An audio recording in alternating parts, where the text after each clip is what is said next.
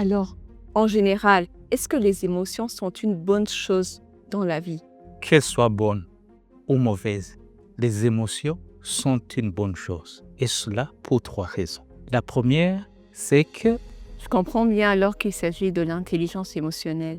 Mais c'est quoi l'intelligence émotionnelle? Et comment on peut reconnaître une personne qui en a ou pas?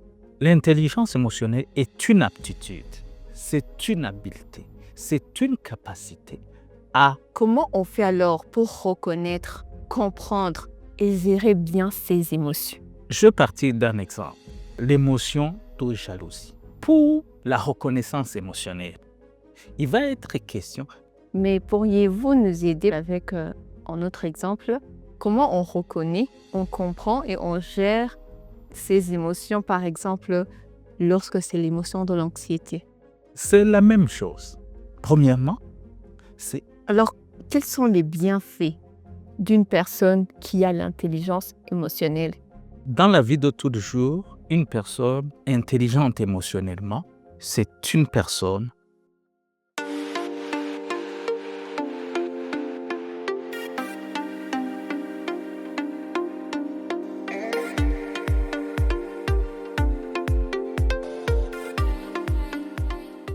Bienvenue chers tous sur votre chaîne VIRTAP, la chaîne qui vous accompagne dans votre développement personnel et organisationnel afin de devenir plus productif et de maximiser votre rendement.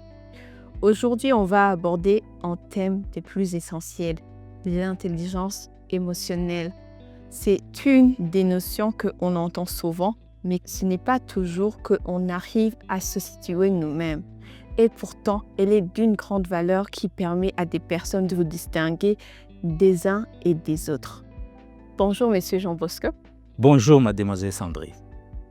Dans la vie, au quotidien, on ressent tous des émotions.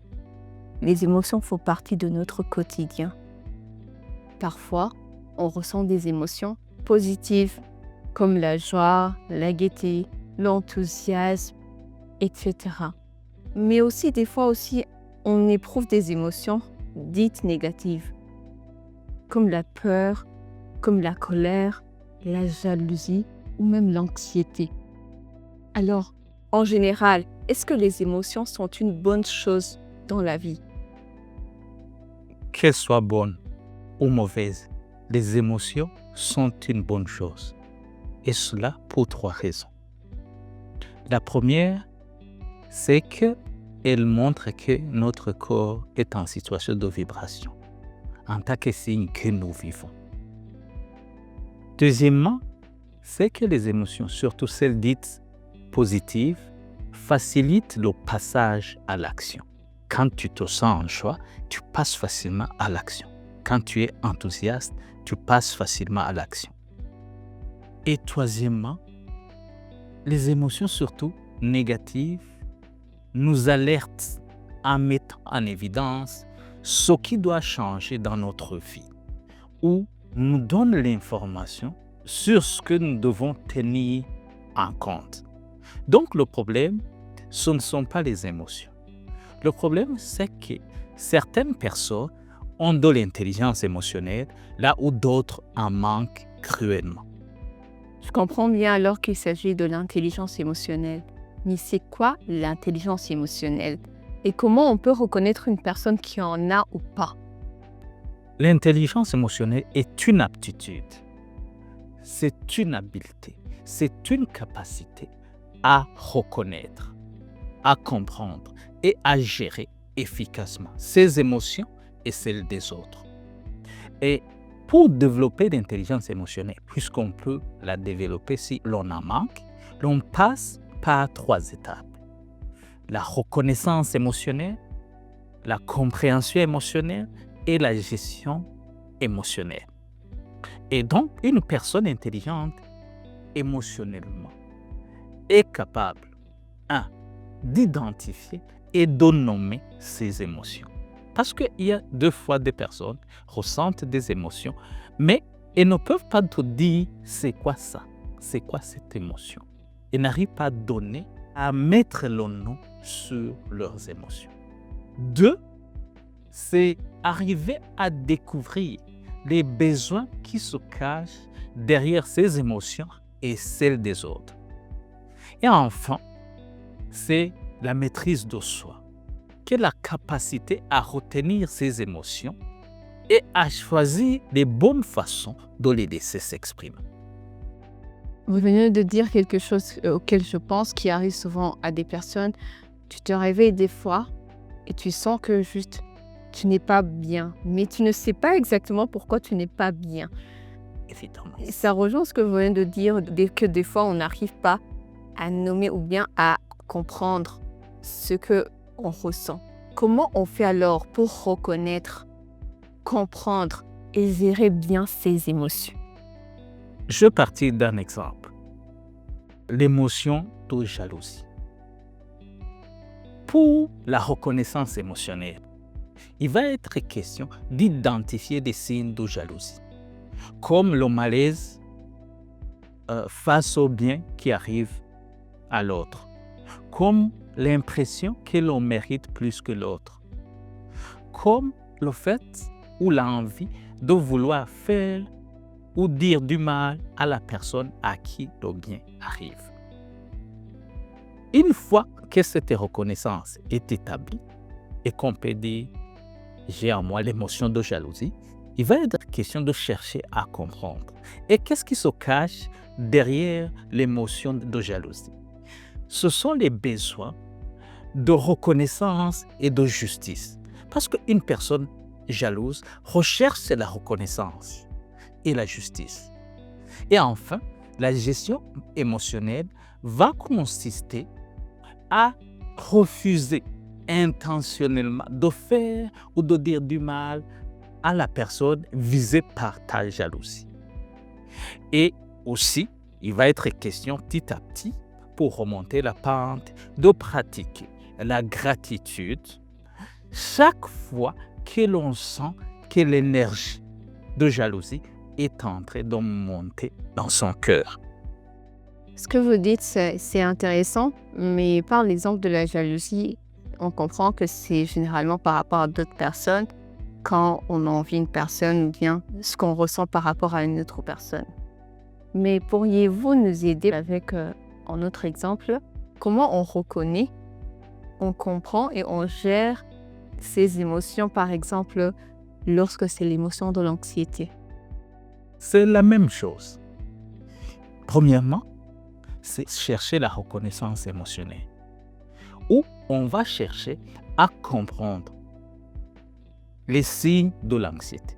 Par exemple, la palpitation accélérée du cœur, et la confusion et la peur de l'inconnu. Une fois que tu as établi ces signes, on peut se dire, j'ai maintenant de l'anxiété. Maintenant, il est question, en deuxième position, de comprendre les besoins qui se cachent derrière l'émotion d'anxiété. Parce que derrière cette émotion, il y a les besoins de sécurité et de clarté.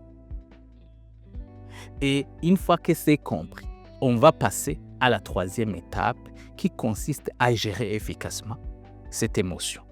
En pratiquant par exemple le lâcher-prise pour essayer de créer un climat intérieur de sécurité, mais aussi refuser ou éviter de nourrir les pensées de peur qui sont envahissantes à ce moment-là dans son cœur, parce que ces pensées peuvent accélérer, amplifier cette émotion, ce qui peut provoquer des dégâts considérables dans la vie d'un être humain.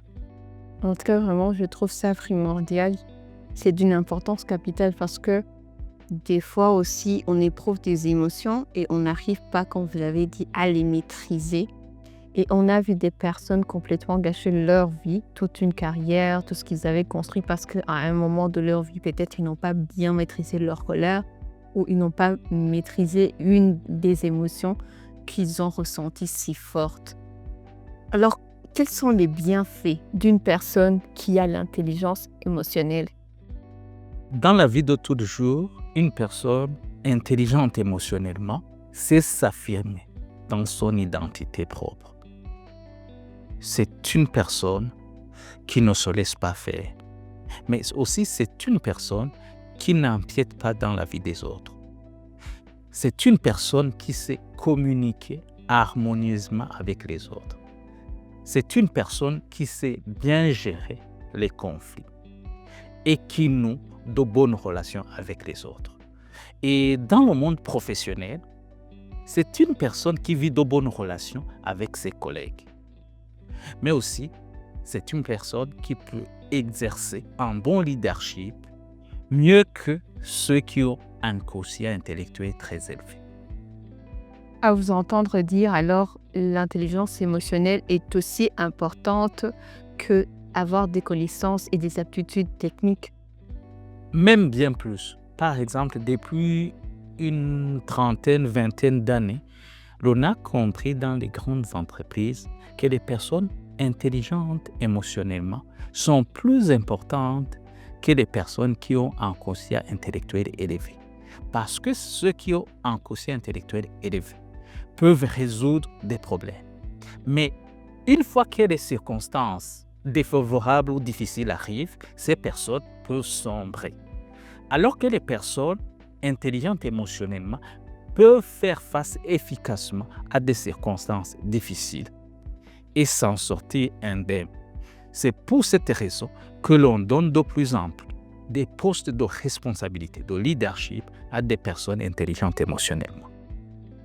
Vraiment, je viens de comprendre à quel point c'est important, certes, d'allier des compétences techniques, mais aussi de travailler sur soi-même parce que l'intelligence émotionnelle peut même déterminer à des moments différents, peut faire la différence entre une personne qui en a et une personne qui n'en a pas, et surtout pour l'avoir en leadership de qualité.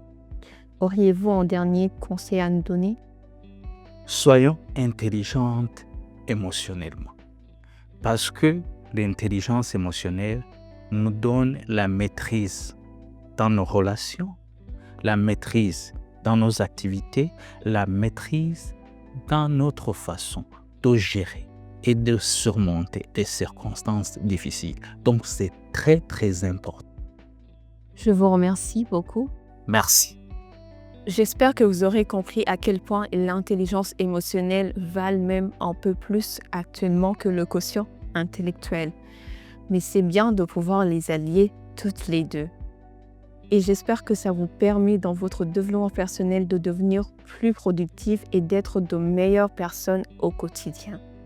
Si vous n'êtes pas encore abonné à la chaîne, je vous prie de le faire, de vous abonner, d'aimer la vidéo, de la partager à vos proches afin de ne pas manquer aucune de nos vidéos pour le développement personnel et organisationnel. Merci, à la prochaine.